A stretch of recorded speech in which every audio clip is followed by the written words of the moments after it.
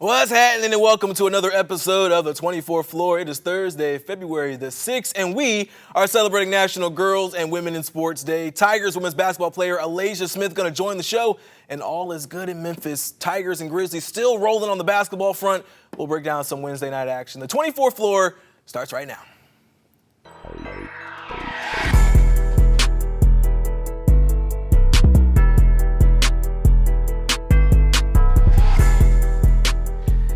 Yes, sir. Should I say yes, ma'am? Wednesday, National Girls and Women in Sports Day. So, got a very special guest in the building, Alasia Smith of Memphis women's basketball. Just flew in from Philadelphia. Well, yesterday. Yeah. You feel good? How are we feeling? You straight? Yeah, good I'm week? just a little tired, but that's part of it, obviously. A little tired. Yeah, just Come on, man. We tired. gotta bring energy. You gotta bring energy on the show. I mean, you're the energy star. That's kind of been your game. I mean, would you agree? I mean, I feel like I say that as an outside observer. Yeah, I would say I'm the energy person for sure. Energy person for sure. But it takes a little minute, but I get there. I would say watching you play basketball, it don't seem like it takes really any kind of time at all. So you've been Memphis basketball now. It's going on your second year. Mm-hmm. Actually started at Gardner-Webb. What have you enjoyed or liked about being a Tiger and being in Memphis? I guess for just being in Memphis, I love the food. I love to eat. That's probably my biggest thing. Mm-hmm. So like just Naturally. trying all the different foods here and different places is like one of the big things that I loved, and like how the community is just like so welcoming for sure, and like the fan base from the basketball point of view, the fans are so welcoming. When I first came, they were so excited, and I was like, I really don't even know you guys yet, but yeah, it was definitely the fan base is really that draw me into it too as well. You're talking about the food. You got a favorite spot? Favorite spots? What's this? Basic one, I'd definitely say Cookout. Cookout follows me everywhere, so I definitely You would get Cookout anywhere too. Yeah. So Cookout, and then when I first came, I'd say Crumpy's. Crumpy's, I love Crumpy's. Wings. Love me What's some your wings flavor? Honey Gold. Honey Gold. Yeah. Good way to go for sure. I would agree with you on the Crumpy's front. Always smacks. Yes. Talking about National Girls and Women in Sports Day. Obviously, you are a girl and a woman in sports, playing for the Tigers. Where did basketball start for you? Basketball started for me like, was it middle school? Somewhere around over there. My family, my siblings have played it. My mom played basketball. Obviously, my dad played football, so he thinks he knows what basketball is about. But yeah, middle school was probably the biggest thing for me when I really started my basketball journey. I wanted to be a cheerleader when I was little. And I was like, I want to do something different. Mom was like, no. What made you switch from cheerleading to basketball? I just love to compete. Yeah. Cheerleading, don't get me wrong, you got to compete. But basketball was more competitive for me. And then obviously being around it and being in the gym all the time, I was like, yeah, it's time for my turn to do it. So talking about siblings, you're one of how many? Two. Two? Oh, okay, so The older, baby. younger. You're the baby. I'm the baby. Okay. Sister, brother. I have an older brother and an older sister. So you're one of three. Oh, yeah. Two siblings, one of three. Two siblings, Okay. yeah. Math is hard. My bad. I do journalism. That's why. Physical education. Okay. Yeah. Yeah, Physical keep it simple. education. Physical education. Okay, so for you, what was it like watching your older siblings, and how did they kind of like introduce you and usher you into the sport? I really say they didn't really introduce it. My mom did for sure. I always like asked my mom about the questions and everything. They were good, but I knew I was gonna be the better one. That was just how I was. Ooh, period. So, but yeah, I would say my mom had the biggest impact on me with it. So yeah. How have sports kind of helped develop you into the woman that you are today? Obviously, you've been with Gardner-Webb and now with the Tigers. I'd say leadership. Basketball has taught me so much about leadership, and then like building my confidence there. Also, like just overcoming challenges is a big thing. And like obviously being a woman, it's hard to overcome a lot of things. And for me, having like each other's back with my teammates, for sure, I'm the big leader. I have a communication role. All that just plays a big part. So yeah, overcoming challenges and all that has taught me a lot. What are some of the biggest challenges you think you've had to face?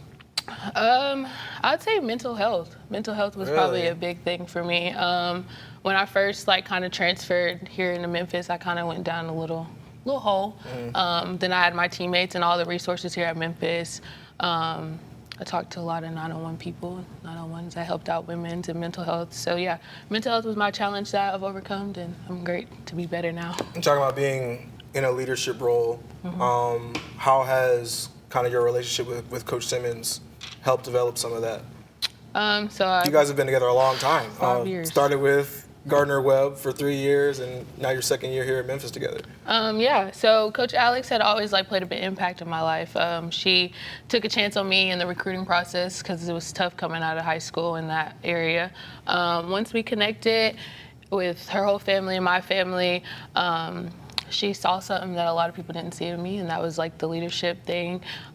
She helped me step out of my comfort zone. She helped build confident levels, and she's just always somebody I can go to. She's like a second mom. That's what I tell everybody. That's my mom. And the other day, she had said something to me, and I was like, okay, mom, just okay. I get it. Okay. But okay, yeah, Mom. She's just like a mother, role model to me too, for sure. So the women in sports, you guys obviously. You play basketball, but the things that women constantly have to overcome, and just being seen and being heard. How has a holiday or the recognition that National Girls and Women in Sports Day bring kind of help athletes like you?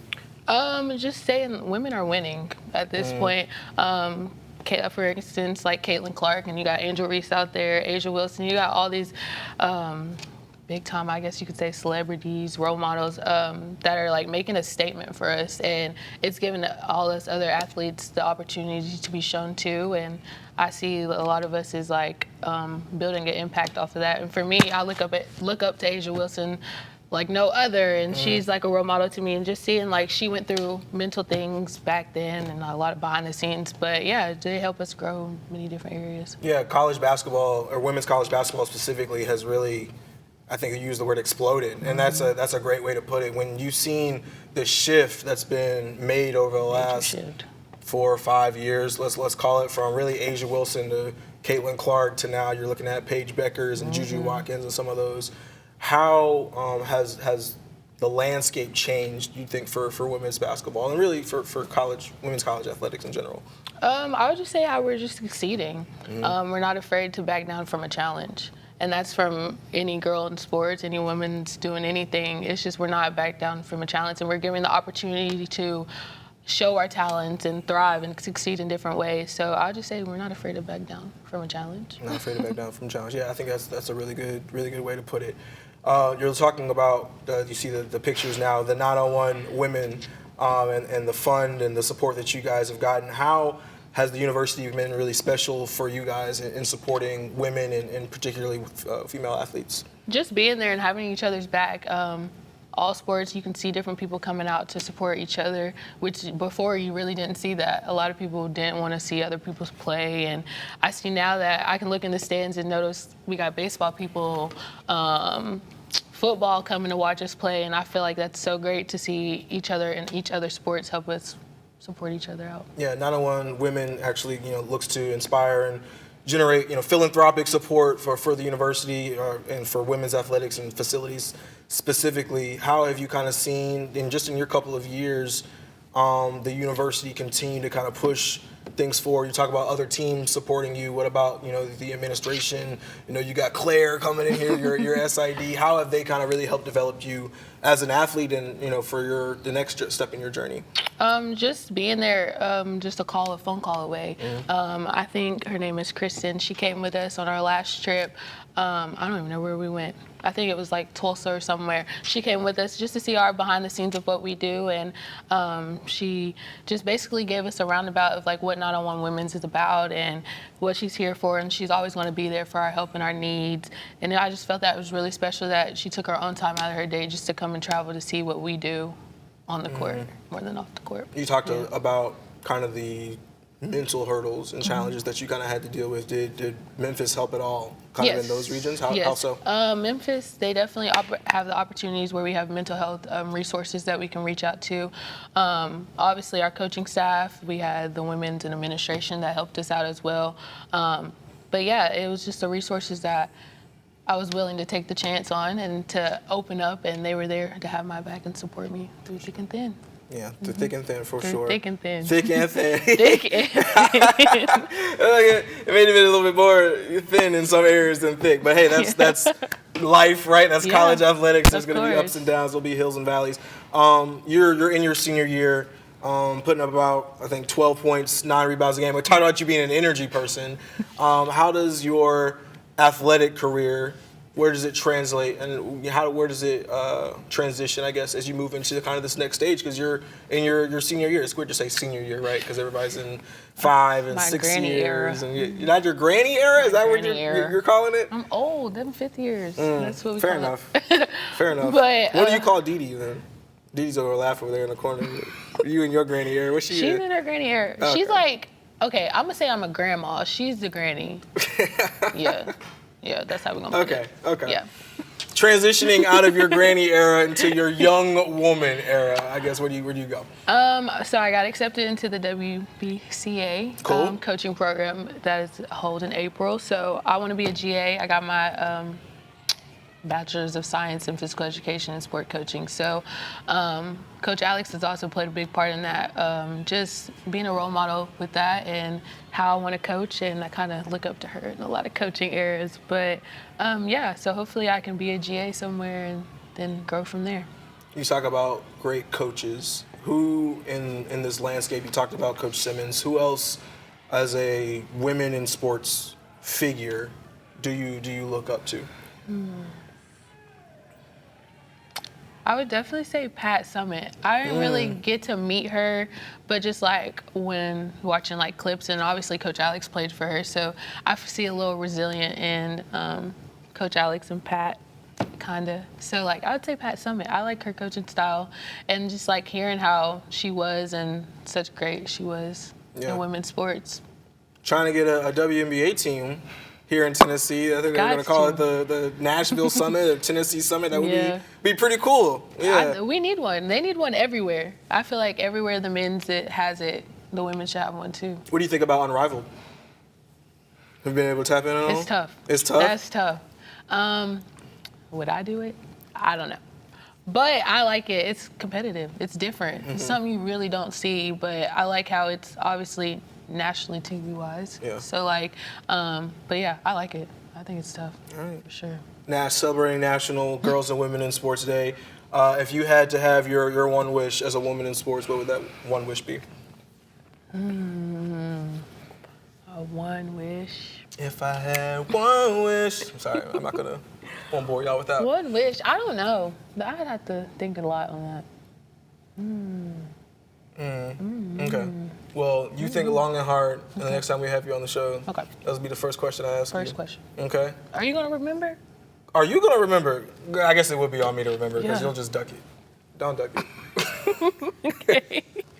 Alasia Smith with Memphis women's basketball. I really appreciate you joining us on the show. National Girls and Women in Sports Day. We got a whole lot more to talk about when it comes to when it talks about Memphis sports in general, including kind of a scary sight earlier this week at the Grizzlies game after a fan collapsed. Hear from the Grizzlies players about their reactions and a quick response from medical professionals coming up next. The weather affects us every day, but some days are more impactful than others. In Memphis, we get it all. From heat waves, severe storms, snow, and ice. As a meteorologist, it's my job to keep you safe on those impactful days. Don't get caught off guard and know what to expect with ABC 24 Weather Impact Days. The 24 Plus app. Watch us live and continue with us on 24 Plus. And get extended coverage of weather and breaking news. The 24 Plus app. ABC 24 is making your voice heard. This city is filthy, it's crime infested, and somebody need to do something about it. Listening to your concerns. We could have such a great city if we really just put the time and energy into it and come up with solutions. And getting results for you. We appreciate 24 for coming out. Getting the issues taken care of. When you put it on ABC 24, somebody gonna listen. ABC 24, seeking solutions for you. I I just love working on this morning show. We really are like one big family. Myself, Yvonne, Ruben. Probably gonna like what you see and what you hear. And you're gonna leave being informed and having a little bit of fun at the same time. ABC 24 News This Morning. The news never stops, so we're taking you beyond the broadcast with ABC 24+. Continuing coverage of the issues that matter to you. We need to get something done. More interviews and stories that dig deeper. The Lord has a plan, is all I know. We'll take you beyond the scores and highlights for local sports coverage you can't find anywhere else. Plus, on-demand forecasts to keep you weather aware. ABC 24 News right now on ABC 24+.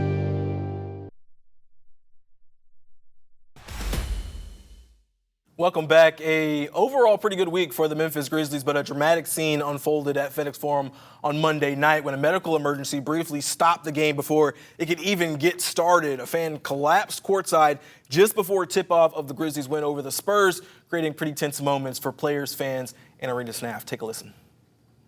We were just back here just hoping, for the best, praying for the best. Monday's Grizzlies game was delayed by nearly 45 minutes after a fan collapsed courtside and was tended to by arena staff. EMS personnel performed CPR in front of the whole arena for about 7 minutes, hoping to save the man's life before escorting him out on a stretcher.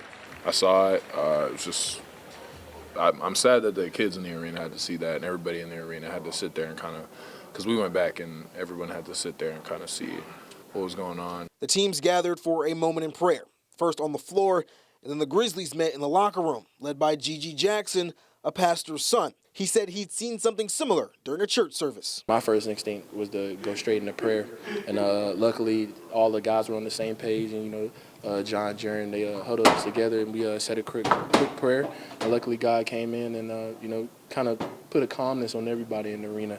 Take a moment, obviously that was much important than what was going on, the game that was going on. So, we had to come back to the locker room, it was a moment of silence. But, we're professionals at the end of the day, so you got to get back locked in for the game. The team was appreciative of the EMS and staff's quick response to a scary situation. The Grizz collaborated with the Spurs, the NBA, and medical teams to determine if return to play was appropriate. No one wanted to rush to anything. Everyone wanted to be very sensitive to the situation and provide the right space and respect for what was going on. And the information allowed us to then make the decision to go out there and play some basketball. So we got some good news to report on that situation. Folks close to that fan say that he is fine. He's since been awake and speaking since Tuesday afternoon. Looks like he's going to be pretty okay moving forward. And I was actually in the building for when this happened. You're waiting for the tip to happen between the Spurs. You're looking at Zach Edey and Victor Wembanyama, and they're looking off to the side, and you're kind of wondering what's taking so long. And you see this fan off to, he's literally on courtside. It'd be one thing if he was kind of up in the stands, maybe the game doesn't stop moving as quickly, but he's literally courtside. And so he is kind of in that chair.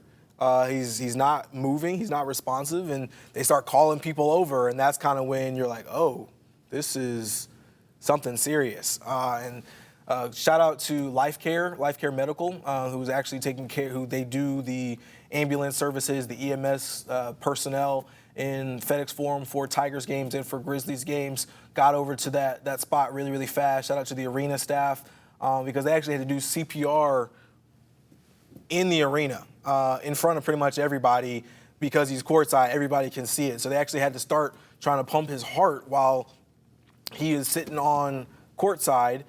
You can see it in front of everybody, and then the arena staff kind of comes in and brings the black shroud around. So just a really, really scary moment. You're hoping he's okay.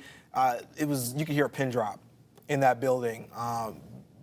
Everybody kind of watching what's going to happen. You're hoping that he's not going to, not be here on the floor. And so they actually kind of did CPR for about 7 minutes, take him out on the stretcher, and you can kind of see everybody kind of holding their breath, hoping that this fan is going to be okay. So glad to report that, he's going to be fine. It was cool from the Grizzlies' perspective as far as players go to kind of see them all huddle up on the floor. The teams kind of moved in separate circles first, kind of moving in their own team huddles, and the Grizzlies are the ones saying, yeah, we had a a team prayer. GG Jackson, we always kind of tease him a little bit because he is the resident pastor's son on the staff. So he's always praising God. He's always, talking about, I'm moving in prayer. And so for the first thing for him to say is, let's jump into a prayer. Let's make sure this guy is okay.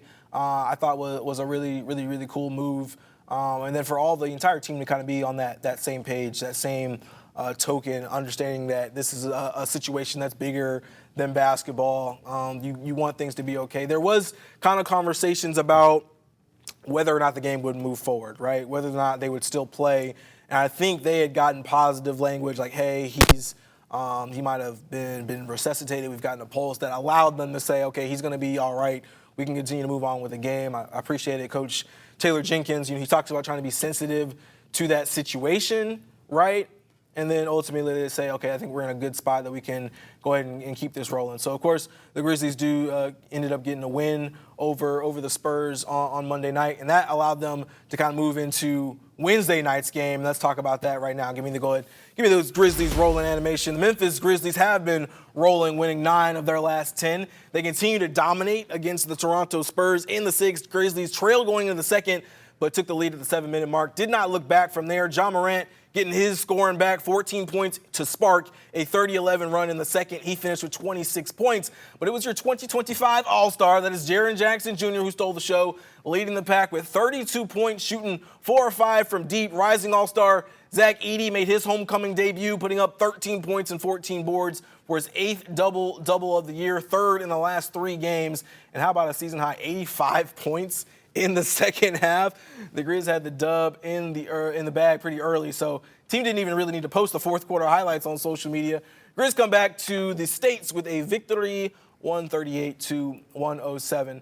So these guys have really been playing out of their mind this first half of the season before we get to the All-Star break. Already hit 50 games, but looking like they're on pace to maybe potentially break their record when it comes to wins in a season, which I believe is 56. So not only are the Grizz leading the league in points per game, but they also rank top 5 for rebounds, assists, blocks, and steals per game. Still second in the West behind their next opponent, which is going to be OKC on Saturday. They've got the 3rd best record in the league right now, sitting at 35-16. Here's what head coach Taylor Jenkins had to say about the team's early success. And, second half, I thought we kind of got a groove there, just kind of played our standard of basketball, defensive activity, got out 5 guys in attack mode. Obviously, a lot of great individual performances. Tripp was phenomenal. Ja was phenomenal. Zach Edey with a double-double, block shots, couple of assists, guys off the bench. Like, this was a full team effort. Scottie Pippen with a big time, fourth quarter. BC with some big time to play as GG Jackson. Continue to trying to get better. So, with Marcus and Vince, we just get more guys that, can be two-way players for us. So excellent game for the Memphis Grizzlies. Some of these guys that are returning to the Grizzlies roster made that return on Wednesday night. Marcus Smart had been out since December 21st with a finger injury, played 18 minutes, didn't score, but good to certainly have him back. Vince Williams Jr. also played for the first time since November 19th. He's been dealing with an ankle injury, kind of came back, had 1 or 2 games, and then went right back out of the game, out of the lineup. So the young guard glad to be back on the court. He's taking it slow while getting back to his old self. Take a listen. I felt good. Just join my teammates again. It's been a long road for me. Felt good out there for the first time. Got to play against somebody new. It's been a long time doing this. Just going out there playing hard. Try to do everything, the little things first. What did you guys have to do, I guess? So shout out to both Marcus Smart and Vince Williams. For them to come back and be a part of the roster kind of moving forward, I think is going to be super, super important for this team because as it stands right now, today is the NBA trade deadline, and the Grizzlies have not made any trades as of, what time is it, 12:25 on Thursday, February the 6th. So they got about 5.5 hours left, or I guess the deadline will be 5 o'clock in Central Time, so maybe 4.5 hours left to make any kind of decisions or trades and see what they're able to do. But if they don't make any trades, I think it's going to be really important for them to get these guys back in the fold and get them back in the fold pretty quickly. Got about, 3 games left between now and the All-Star break. That's a period to get Marcus Smart, get Vince Williams ramped back up. Marcus Smart didn't shoot the ball well went 0 for 6 from the floor. Still able to do some of those other things that he does well when it comes to making a team move, 2 assists in the game. Still plays pretty solid defense. Vince Williams, I was actually pretty encouraged by. Only had 13 minutes in the game, had 4 points, 2 of 5 from the field, had 4 rebounds, but also he's going to be a great defender, a great two-way player, which we already knew about. Had 2 steals last night. I think he actually had 3, but one of them I don't think counted the way the way the play ended up happening. I don't think the steal actually got credited to him, but he's going to be a big part of what the Grizzlies do moving forward. As far as the actual Toronto Raptors game from a larger perspective, the Grizzlies are rolling. They are playing fantastic right now. I mentioned they've won 9 of their last 10. They've actually won 10 of their last 11. So playing really well. 16th game this season with 130 points or more, which is already a franchise record. And we haven't even gotten past the All-Star break yet. They still got 30-plus games to play, which I think is going to be their offensive prowess has been something to really behold. And yes, they haven't played the best team, the best competition in the first kind of half of the season. But that's going to change here really, really soon. They got to play the Thunder a couple more times. They got to play the Celtics again. They got to play the Knicks again. They played the Cleveland Cavaliers twice on the back half of the year. So we're going to get a picture really quick here about how good the Memphis Grizzlies can be here in the second half of the year, I think, once we get past the All-Star break. What was encouraging, I think, for me, the last couple of games, we talk about Jaren having his 3rd game of 30-plus points. But the way that coincided, it coincides with him playing well with Ja Morant. Ja has 26 points in this game. I think he had 25, I want to say, in the game against the Spurs. Them being able to coexist as superstars is going to be really important, because I think before now, we talked a lot about Jaren kind of being the defensive star, Ja being the offensive engine. I think Ja is the offensive engine, but when they can kind of take turns and this offense is humming, it's going to be a really incredible sight to see. They also get Zach Edey moving in this game, his 3rd straight game with a double-double. You see him and Ja involved in the pick and roll a lot more. And I think that was something that a lot of fans were like, well, Ja's not looking, he's looking glum, he's not looking this, he's not looking that, he's dealing with an injury, he's coming back, he's in and out of the lineup. But some of the offense has not necessarily been curated, I think, for Ja Morant and the best way that he operates, which is getting downhill. And the best way he can get downhill is with you get a big body like Zach Edey. So for him to be a part of this game, I think the part of the game plan moving forward is going to be huge. Zach, of course, is going to be in the Rising Stars game here in San Francisco coming up. That'll be fun to watch. Him and Jalen Wells landed on the same team, so they'll actually play together. That'll be fun to see what they're able to do, because Jalen Wells was talking a lot of smack. He was like, I might try to dunk on Edey if they were on opposite teams, but they will be on the same team, so that's really, really cool for them. Last point, 55 points off the bench. We talk about the depth of this team, and some people are saying, well, we got to consolidate some of this depth that we have for 1 or 2 really, really good pieces. And I hear that, and I would agree with that on a big picture scale. But you got to realize, I think, for this Grizzlies team, they haven't seen what their entire team, their fully healthy team, looks like at all. I understand moving Marcus Smart's $20 million a year to try and consolidate that and get you maybe a Cam Johnson or somebody like that. But at the same time, you haven't seen Marcus Smart really, really play with a fully healthy roster. You haven't seen him in the playoffs, which I think the Grizzlies are really keen to do. And I would be surprised if we don't hear about, we tried to move Marcus, but, some teams weren't playing ball. From what I have seen and some of the reporting that we've seen, it sounds like the Grizzlies have tried to make moves, but a lot of these teams want some of our young players that we're leaning on, a la Jalen Wells, who looks like he could be a Rookie of the Year, a la G.G. Jackson, who, if he had played the entirety of this year, would probably be in the Rising Stars game himself. People are coveting those pieces from the Grizzlies, and so far the Grizzlies are saying we're gonna stand pat. So we'll see what they're able to do in the second half of the year. We'll see if any moves are made here down the stretch. Let me check my phone for the Shams alert real quick before we move on from any Grizzlies stuff, talking breaking news. Don't see anything, so I think we're okay. So we can go ahead and move on to the Memphis Tigers, because the Memphis Tigers took on Tulsa last night and have been playing phenomenal, looking for their 9th straight win, 5th straight at home. P.J. Carter continues his hot shooting, bangs home the trifecta right there, hit 2 straight off the bench And then you got to throw one up to the big fella, Baraka Okoji to Musa Cisse. Tigers in the first half on a 10-2 run. They're up 5 at halftime. Second half is really all them. 1-2 punch of Dane Danger and P.J. Haggerty, lethal. Threes for tees from P.J. Haggerty, 49 of 43. Next possession, Tulsa can't get the ball in. Dane Danger with the steal, 3-ball, corner pocket, Tyrese Hunter. And then 3 turnovers turn into 3 straight threes for Memphis. Tigers will be up 12. The lead was stretched to as many as 19 points into the danger zone, big to big. Danger and Haggerty combined for 44 points. Tigers cruise to a 12-point win, 83-71. Penny Hardaway, what say you, my friend? That's our 1-2 punch. We got a lot of pieces, but that's the biggest 1-2 punch because that's inside, outside. And they just have to make the right decisions, but we're blessed to have both of those young men, right? That's something that a lot of teams don't have around the country. And then when you have shooters that you can put around them, if they make mistakes, they can knock down shots. That makes you really deadly. So I started calling that a lot more, and those guys just have to make the right decision. 20 of 30 for Dane Danger and P.J. Haggerty. They combined for 44 points. They're going to continue to be incredible in this game. I think when you watched this game, the Tigers' ability to really kind of keep Tulsa at bay really the entirety of the game. It looked a little slow in the beginning of the game, but ultimately I think they only had 8 turnovers in this one. That's something we've talked about a lot with them. I think they've been averaging 13 or 14 turnovers per game. They didn't allow Tulsa to get out and run. I think Tulsa's zone for parts of the game did kind of frustrate Memphis, but what they were able to kind of figure that out.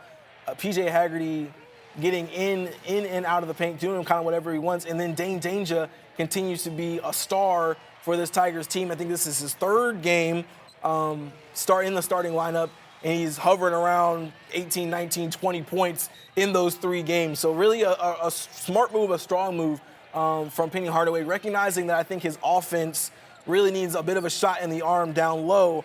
And because Danger has become such an offensive weapon in the post, it opens up so many more things for P.J. Haggerty, for Tyrese Hunter, and some of those guys. And the Tigers have operated a lot more inside out in the last couple of games. Shout out to P.J. Carter coming off the bench. I mean, he hits 2 straight threes. There's one of them right there. He's been kind of a revelation off the bench. He's put up 19 and 14 in the 2 games before then, comes in, puts up 6. Kind of was a shot in the arm going in to halftime of this one. The Tigers continue to play really well. They did get out-rebounded, I think, by only 1 or 2. Didn't think that would be the case against the Tulsa, but ultimately when you're shooting as well as they did, it really didn't matter. 9 of 21 from the 3-point line. You have Tyrese Hunter, who continues to direct that offense pretty well as a secondary or primary ball handler for the Memphis Tigers. But Dane and PJ have really been incredible. They've been working off of each other, and I got a chance to talk to them last night, or we heard from them last night, about their 1-2 punch and what can it look like moving forward. It's been exciting. He's a versatile big. I don't really think it's too many bigs that can really guard one-on-one. So for him to be able just to score whenever he wants to, it helps us out a lot, takes off a lot of relief, and he can rebound. I think he's one of the best bigs in the country. Just being able to see each other on the court. If I see he's hot, I'm trying to find him. I like to pass a lot. I mean, if I can score, I'll score. But, I know we have some of the best guards in the country, and he's one of them for sure. I'm looking for him all the time. I'm kind of wondering who's Batman and Robin as this team goes forward to the last, I think 8 or 9 games down the stretch here before they get into the AAC tournament. I would argue probably PJ is Batman right now because of the consistency that he's had. He's up for the Jerry West Award, which is actually the best shooting guard in the country. And then you've got a Dane Danger who comes along, who is the big man. But I think his ability to make it an inside-out game is really going to change what defenses have to do against these Tigers. If Dane Danger can give you between, let's call it 16 and 20 points every night, along with his rebounding, he has been rebounding pretty well, had 6 in this game alongside Musa Cisse, who comes in relief, and Nicholas Jourdain as well. His ability to make it an inside-out game is going to be really important for the Tigers because they've been such a guard-oriented team through this first, I don't even know, I guess we're maybe 2/3 the way through the season now. Because they've been so guard-oriented, people really haven't had to pay attention to their bigs as much. And I think Dane has kind of been a revelation for him. And if he is able to open things up for P.J. Haggerty, who already creates so much by himself, I think the Tigers are going to be something serious to deal with moving forward. For the Tigers in this one, they got Temple coming up on Sunday. That'll be a home game. The lone loss that they've had in the AAC thus far this season, and so they're going to be able to get some get back. We talked to the players, and when we said we offered that up to PJ and Dane, they said, hey, what's going to happen with that? And all PJ said was get back, a little revenge. And we tried to get him to elaborate, and he just says, nah, it's just get back. That's all we're worried about coming on Sunday. So the Tigers will take on Temple, the Temple Owls on Sunday. That'll be in FedEx Forum. The Grizzlies will take on the Thunder on Saturday. That'll also be in FedEx Forum, so a lot to look forward to for Memphis basketball fans. I would say we have our best thing I saw this week, but I don't think I had the video, so I'm just going to tell you what it was. Continuing our celebration of National Girls and Women in Sports Day, Lydia Mack, who is the daughter of Memphis PA announcer Jeff Mack, actually called the starting lineups for the Tigers game against Tulsa. She did a fantastic job. She sounded like a pro, like she'd been doing it her whole life. Stunting like her daddy is like the way I like to put that. So looks like PA announcing might run in the genes of the Mack family. Shout out to them for doing a fantastic job, and shout out to Lydia because she was really, really good. And the Tigers game in particular had a lot of cool women and girls in sports moments. I think one fan hit 3 shots for $500. Another fan did something really cool. All of them were women. They had the young girls in the arena kind of wiping up the floor. And Saturday is actually going to be 9-on-1 Women's Day for the Memphis Tigers women's team when they play. So shout out to all the women and girls in sports out there. That's all we have for you here on the 24th floor today. Going to be back on Monday, but for now, we out. Appreciate y'all.